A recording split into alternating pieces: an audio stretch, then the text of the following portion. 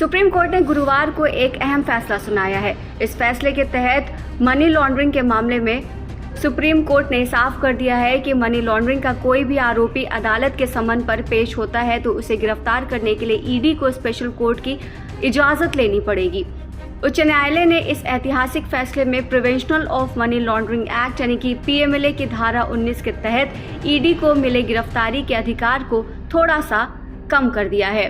Justice अभय S ओका और justice उज्जवल भुइयां की बेंच ने ये फैसला लिया है।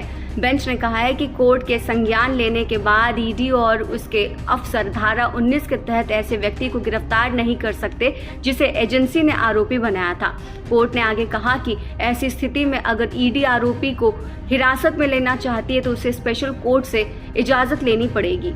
सुप्रीम कोर्ट ने साफ कह दिया है कि पीएमएलए की धारा 19 के तहत मिले विशेष शक्तियों का इस्तेमाल कर ईडी किसी आरोपी को गिरफ्तार नहीं कर सकती जो स्पेशल कोर्ट के समन पर पेश हुआ हो। सुप्रीम कोर्ट ने कहा कि किसी व्यक्ति के खिलाफ शिकायत दर्ज करने के बाद जांच के दौरान अगर उसे गिरफ्तार नहीं किया जाता है तो ऐसी स्थिति में उसे हिरासत में लेने के लिए स्पेशल कोर्ट की मंजूरी लेनी जरूरी है। हालांकि कोर्ट ने यह भी साफ किया कि अगर शिकायत में किसी व्यक्ति को आरोपी नहीं बनाया गया तो धारा 19 के तहत उसे गिरफ्तार किया जा सकता है। सबसे पहले जानते हैं कि धारा 19 है क्या। मनी लॉन्ड्रिंग कानून की धारा 19 ईडी को ये अधिकार देती है कि अगर सबूतों के आधार पर एजेंसी को लगता है कि कोई व्यक्ति मनी लॉन्ड्रिंग का दोषी है तो उसे गिरफ्तार किया जा सकता है। ऐसी गिरफ्तारी के लिए एजेंसी को बस आरोपी को कारण बताना होता है। जस्टिस ओका और जस्टिस भुइयां की बेंच ने कहा कि आरोपी कोर्ट के समन पर पेश होता है, उसे हिरासत में नहीं माना जा सकता और इस तरह से उसे जमानत के लिए अर्जी देने की कोई जरूरत नहीं है। इसलिए ऐसे व्यक्ति को पीएमएलए की धारा 45 में जमानत के लिए बताई गई 2 शर्तों की जरूरत भी नहीं होगी। अब आइए जानते हैं कि धारा 45 क्या है। पीएमएलए की धारा 45 में मनी लॉन्ड्रिंग के आरोपी को जमानत देने की 2 शर्तें होती हैं। पहली शर्त यह है कि आरोपी ने कोई अपराध नहीं किया है और अगर उसे जमानत पर रिहा किया जाता है तो कोई अपराध नहीं करेगा। और दूसरी शर्त यह है कि आरोपी को जमानत देने से पहले कोर्ट सरकारी वकील को बेल एप्लीकेशन का विरोध करने का मौका देगी। मनी लॉन्ड्रिंग के मामले की जांच के दौरान अगर आरोपी को ईडी गिरफ्तार नहीं करती है और वो आरोपी कोर्ट के समन पर अदालत में पेश होता है तो उसके बाद उसे हिरासत में नहीं लिया जा सकता।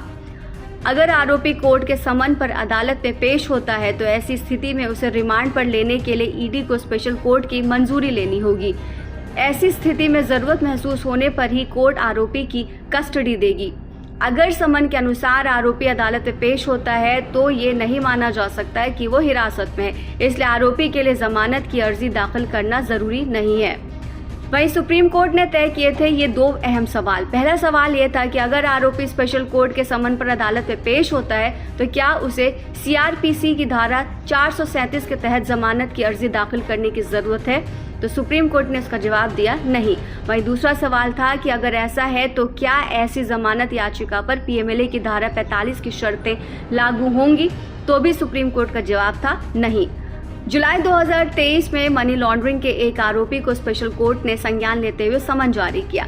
आरोपी ने पंजाब हरियाणा हाई कोर्ट में अग्रिम जमानत के लिए याचिका दायर की थी। हाईकोर्ट ने अग्रिम जमानत देने से इनकार कर दिया और कहा कि आरोपी पीएमएलए की धारा 45 में बताई गई 2 शर्तों में से एक को पूरा नहीं करता है। वहीं कोर्ट ने गिरफ्तारी से अंतरिम सुरक्षा इस शर्त पर दी कि समन भेजने पर उसे ट्रायल कोर्ट के सामने पेश होना पड़ेगा।